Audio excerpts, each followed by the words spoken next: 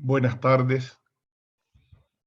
Antes de comenzar, quisiera compartir un sentido de agradecimiento con la organización de este evento, en especial a mi apreciado amigo de tantos años de colaboración académica, el doctor Noel Angulo. Quisiera poner una precaución debido a que tengo que explicar cosas complejas en poco tiempo, por lo tanto, a riesgo de ser un tanto superficial, voy a hacer una exposición muy esquemática, asumiendo que hay muchos aspectos que ustedes conocen y que solo los voy a tratar para mantener un hilo conductor en el discurso que sea coherente, que les permita a ustedes articular una visión respecto de estas reflexiones epistemológicas, en donde lo que pretendemos es mirar desde la teoría clásica del conocimiento para encontrar fundamentos que nos permitan comprender el momento en que estamos y cuáles son los desafíos de lo que podríamos llamar una transición cultural hacia la disrupción tecnológica. He dividido la presentación en 5 puntos, algunas aproximaciones generales respecto de la epistemología, una mirada muy sintética a la evolución del pensamiento, cuál es el contexto actual de la transición cultural, una caracterización rápida de los elementos más relevantes de la disrupción tecnológica y una mirada idealista hacia las nuevas utopías, cuáles son los desafíos y hacia dónde vamos. Respecto de la epistemología, todos sabemos que la epistemología es parte de la filosofía, es una rama de la filosofía que se preocupa del conocimiento. Algunos le llaman nociología o teoría del conocimiento. Y la epistemología, en definitiva, surge de preguntas fundamentales como cuáles son las fuentes del conocimiento, cómo se genera este y cómo se transfiere. Y hay preguntas específicas como qué conocemos, por qué conocemos, de quién conocemos, dónde conocemos, cuánto conocemos y cuánto conocemos, cuándo y cuánto. El know-how, que es bastante utilizado en los tiempos actuales. Pero también de quién conocemos, por ejemplo, lo que se llama el estudio de estado del arte, qué pasa respecto del objeto estudiado en el lugar donde estamos, en el contexto y en el resto del mundo, por ejemplo. Entonces, estas son las temáticas de la epistemología. Ahora, en la modernidad, en lo clásico, ¿cómo se ha construido el conocimiento? A través de una relación lineal entre un sujeto inteligente que interviene sobre la realidad para transformarla. Y en esa transformación creamos conceptos para poder representarla. De alguna manera hay una linealidad de un sujeto interviniente y una realidad modificable.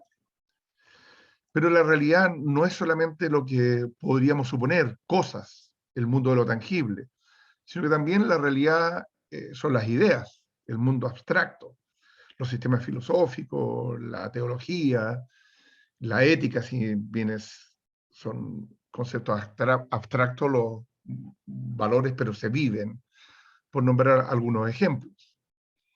Entonces, ¿cuál es la fuente del conocimiento? Es la capacidad de la inteligencia humana de interactuar con el mundo, con la realidad, con las ideas, provocar procesos de transformación a través de una intervención activa, inteligente, de voluntad, de creatividad, y ser capaz de poder expresar el resultado de esas intervenciones. Y para eso necesitamos el lenguaje. Ahora, el lenguaje en un sentido epistemológico no es solamente la lengua materna, lo que yo estoy usando ahora en una expresión escrita y oral a la vez, como convencionalismo, sino que también el lenguaje hay que entenderlo como cualquier representación abstracta de la realidad, que permita transferirla. Por ejemplo, las matemáticas, la geometría, el mensaje de señas, el mensaje musical, incluso el arte es una forma de mensaje, de lenguaje. Por lo tanto, el lenguaje lo usamos para que se construya un saber que tiene que ver con una explicación sobre las causas que provocan ciertas consecuencias y sobre las cuales a través de la razón podemos estructurar unos ciertos principios, unos ciertos consensos sobre cómo estamos construyendo ese conocimiento. Entonces, lo que el hombre ha desarrollado como conocimiento moderno es que el último criterio epistemológico de verdad es la evidencia. de alguna manera es un mecanismo intelectual de acomodación que hacemos entre la cosa, el objeto o la idea, y el entendimiento, la forma en cómo nosotros vamos procesando ese tipo de conocimiento. Ahora, ¿cuánto podemos conocer? Probablemente la metáfora de la red nos sirve para entender el conocimiento científico, lo que atrapa la red, es decir, lo que de alguna manera podemos dimensionar en las categorías modernas, tiempo y espacio, por ejemplo. ¿Por qué? Porque conocemos a través de las representaciones que hacemos de los objetos, y esto tiene que ver con lo que Galileo decía: si quiere construir conocimiento científico, mida, y Einstein nos dijo, bueno, el tiempo humano es lo que mide el reloj, lo simplificó. Entonces las categorías modernas son tiempo y espacio. El tema es que la construcción del conocimiento no es tan simple, porque la estructura cognitiva de los seres humanos está intermediada, está afectada por el lenguaje, por la cultura, por las creencias, por la historia individual, la subjetividad, el género, por determinaciones que tenemos como sujetos y que tenemos que ser capaces de abstraerlas para que alcancemos ciertas nociones de verdad que sean claras, distintivas y que estén basadas en ciertas evidencias. Eso es lo que podríamos llamar el conocimiento positivista, que es el que ha estado prevaleciendo hasta los tiempos actuales, aun cuando tenemos corrientes críticas sobre esto. Entonces, en definitiva, la noción de verdad consiste en una adecuación intelectual de una cosa, objeto o idea a través del entendimiento, a través de la capacidad intelectual, y lo que aparece en la evidencia es el último criterio de verdad que podemos representar. También tenemos otro problema, y es que la verdad afecta humanamente al error. Feyerabend, por ejemplo, que escribe en contra del positivismo y después se arrepiente un poco, pero lo plantea en su crítica al método. Bueno, toda verdad humana está sujeta a la imperfección humana, por lo tanto, tanto las leyes científicas como los conocimientos científicos no son inmutables. Y por lo tanto, el error también podríamos transformarlo en una fuente de conocimiento. Entonces, para tener una mirada respecto de Occidente, hago la precaución, porque Occidente está un poco más mirando hacia afuera, hacia el mundo. Si miráramos el conocimiento en Oriente sería más introspectivo, más hacia la meditación. Pero respecto al pensamiento de Occidente, todos sabemos que antes del pensamiento clásico griego, todas estas cosas ustedes las han estudiado, era la doxa, el conocimiento vulgar o el mito, la creencia irracional sobre nociones de verdad que no eran demostrables, que era una expresión de fe popular, digamos. Pero con los presocráticos, los filósofos naturalistas, los sofistas, Sócrates y las distintas escuelas del pensamiento, se comenzó a estructurar un conocimiento que tenía distintos énfasis respecto de cómo poder entenderlo y cómo poder llevarlo a la vida. Sin embargo, a mí me interesa que ustedes identifiquen dos corrientes principales del pensamiento occidental, que son y permanecen vigentes hasta el día de hoy.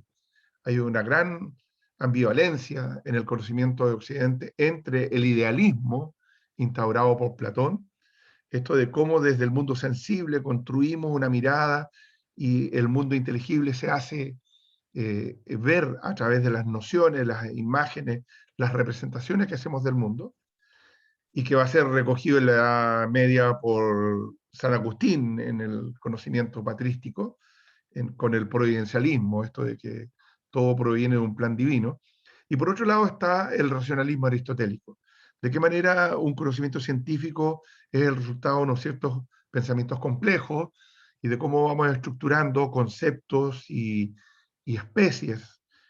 Por ejemplo, una fruta sería una manzana y las frutas serían especies. Y cómo la razón es capaz de aproximar objetos y agruparlos y construir conceptos, y a través de la razón ir estableciendo una vinculación permanente de un conocimiento que se incrementa y que se va desarrollando.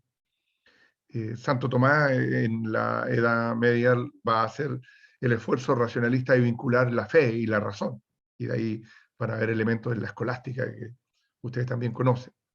Entonces, en el pensamiento medieval, lo que hay, a diferencia de lo que muchos creen que hablan de oscurantismo medieval, el oscurantismo fue político, económico y social, que hubo 10 siglos de estancamiento, pero desde el punto de vista del conocimiento no.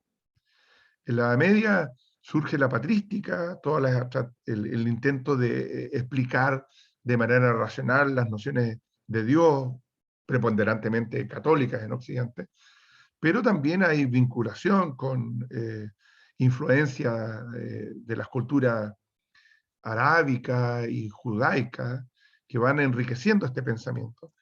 Y por otro lado está la escolástica, que fue esta visión de tratar de racionalizar la idea divina y en esta visión teocentrista un poco encontrar formas explicativas que le dieran una cierta coherencia a una noción de la fe. Sin embargo, la escolástica es la base de la universitas medieval. El trivium y el quadrivium, que son dos formas de organización del pensamiento en distintas disciplinas, ya son una primera expresión sistemática del conocimiento. Entonces, van a surgir de distintas vertientes, desde la escuela catedralicia que estaban en los obispados, porque ahí estaban las bibliotecas o las monacales en los monasterios. Si ustedes vieron la película de Humberto Eco sobre, ya me olvidé el nombre, pero tiene que ver con el tema del racionalismo y de cómo todo el conocimiento estaba en las bibliotecas medievales, y también las escuelas palatinas, que eran las escuelas que se hacían en las cortes para los nobles, que eran los que tenían tiempo para poder estudiar. De ahí surge el Universitas medieval, y es la primera sistematización ya entendida como un órgano de ideas y de disciplinas. Con el Renacimiento hay una superación de este teocentrismo y pasamos a una nueva forma de entender el mundo, en donde el hombre es el centro del pensamiento y hay un reencuentro con los ideales, sabemos, de la Grecia clásica, con los clásicos del pensamiento, y hay un desarrollo que eclosiona el arte, la literatura, la política, la ciencia. El hombre se transforma, todos lo sabemos, en un aventurero que busca desbordar los límites y surge un conocimiento técnico también que se desarrolla desde las tecnologías básicas de la Edad Media a unas tecnologías más desarrolladas, que después en el tiempo moderno, desde el conocimiento enciclopedista, que va a ser la nueva forma de organización de un conocimiento racionalista académico, vamos a encontrar la base de un pensamiento moderno, en donde la ciencia moderna va a ser la que va a buscar que esta epistemología se objetive, se transforme en algo positivista, que sea capaz de expresarse a través de leyes que permiten establecer comportamientos generales que rigen los objetos, los hechos, los fenómenos que han sido investigados y que han sido avalados por la evidencia.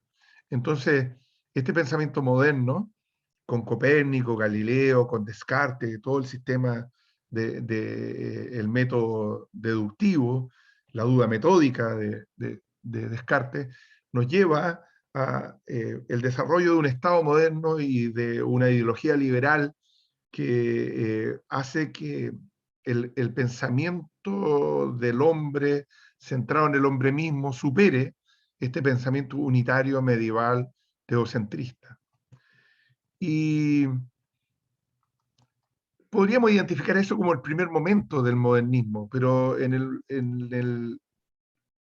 la etapa moderna más avanzada hay teorías que empiezan a desarrollar un conocimiento distinto, el conocimiento positivista, las teorías marxistas, el existencialismo cristiano y laico, Kierkegaard, Jasper. Habría que detenerse en esto, pero no tengo tiempo para hacerlo. Me gustaría trabajar a Sartre, por ejemplo, incluso Freud con su psicoanálisis, pero no hay tiempo. Y tenemos obviamente el desarrollo del pensamiento crítico, de la posguerra, de la teoría crítica de la Escuela de Frankfurt, del Círculo de Viena, que discute si efectivamente la ciencia tiene un lenguaje común que permita construir estas verdades universales. Y está el fasciacionismo de Popper y el neopositivismo, que empieza a desarrollar una nueva forma de comprensión de la ciencia que requiere ser demostrada y vuelta a demostrar con las hipótesis nulas, por ejemplo. Y bueno, tenemos visiones críticas como las visiones de Kuhn, Lakatos, Feyerabend, que terminan haciendo una cierta desestabilización del pensamiento científico tradicional moderno. Lo concreto es que esta evolución rápida que he hecho sinóptica del pensamiento nos hace estar hoy día enfrentados a un contexto de transición cultural en donde hemos heredado unas grandes macro consecuencias que sería tema para analizar en otra conferencia, pero el descalabro ecológico, la brecha social, la falta de inclusión, el calentamiento global, la falta de reconocimiento a la diversidad, la distribución regresiva del ingreso, por nombrar alguna, la fragmentación del conocimiento, por supuesto, desde el punto de vista epistemológico, con la hiperespecialización. Todo esto nos enfrenta a una etapa de transición cultural donde desde el Homo habilis al Homo cibernéticos pasamos casi 4.000 y tantos años desde el hombre civilizado hasta ahora, y de pronto esto en un par de décadas provocó una disrupción enorme de un cambio que va a cambiar drásticamente la fisonomía del mundo en las próximas 2 décadas. La revolución informática se demoró 60 años en masificarse. La disrupción tecnológica actual ya está en marcha. Necesitamos identificar cuáles son sus rastros y entender que el mundo está cambiando profundamente.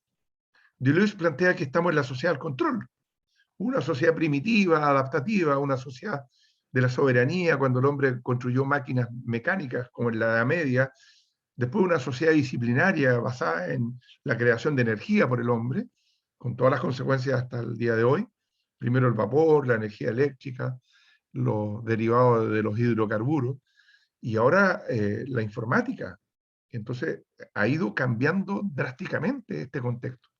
Y lo que nos hace es estar en una humanidad enfrentada a una gran indefinición. Hay distintas formas, distintos nuevos metarrelatos que pretenden explicar esto.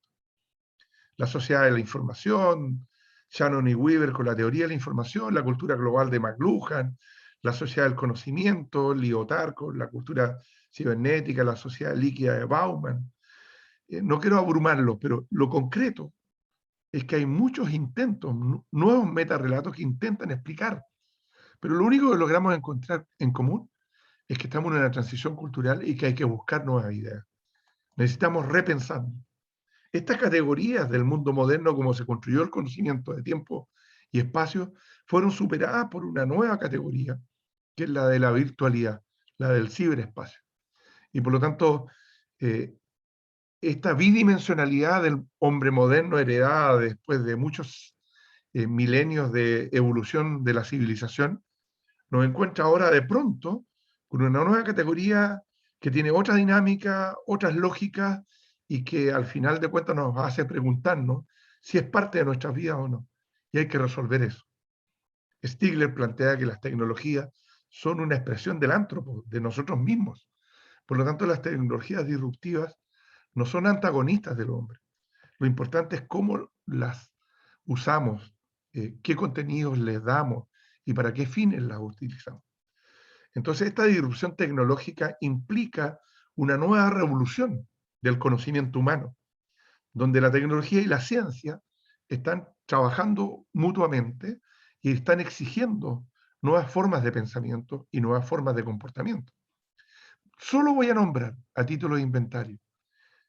Yo espero que los organizadores le compartan esta presentación, que les puede servir para que las puedan utilizar, y al final les voy a decir que nosotros tenemos algunos documentos, capítulos de libros y libros que podemos compartir con ustedes si se interesa.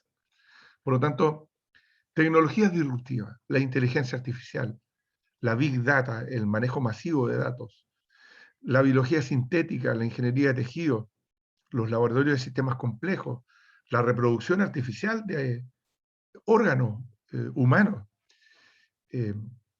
Esto va a cambiar las expectativas de vida enormemente, pero van a provocar nuevas tensiones, nuevas brechas sociales.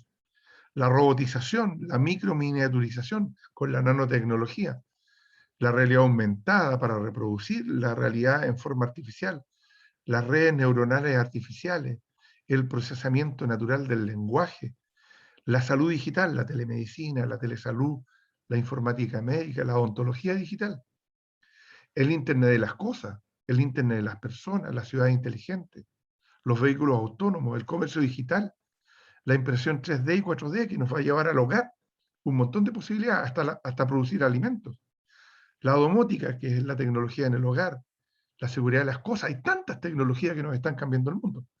Pero también esto implica disrupción laboral, eh, reemplazo de cosas que hacíamos las personas, las van a empezar a hacer los cyborgs, los androids, las máquinas, los sistemas inteligentes artificiales.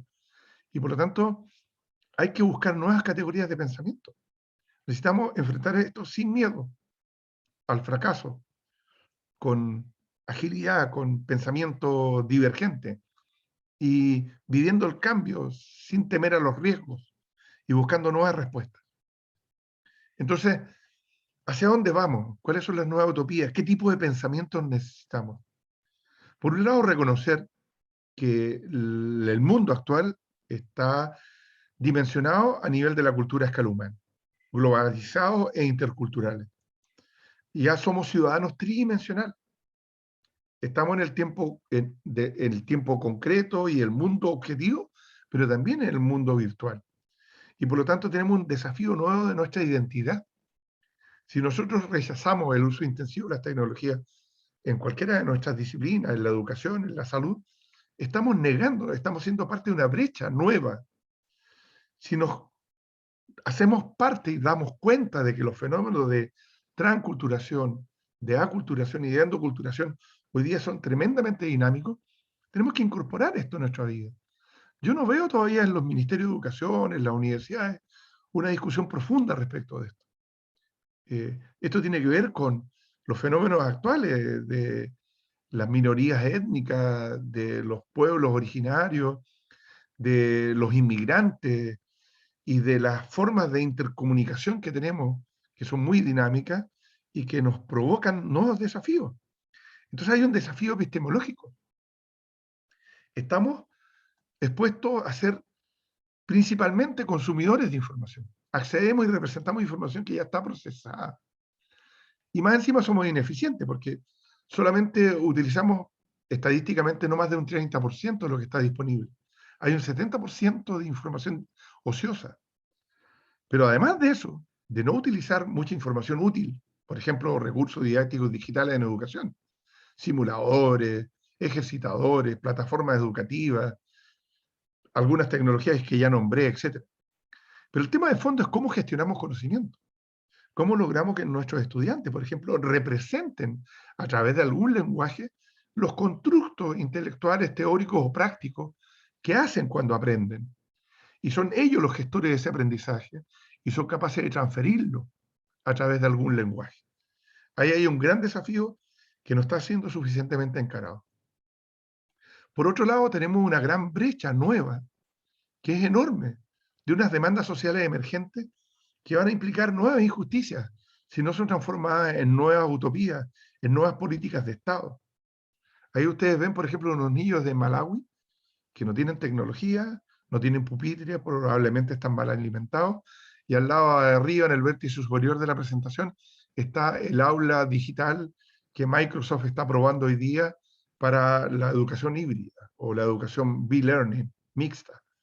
Bueno, pero ¿quién da garantías de un acceso igualitario a la tecnología?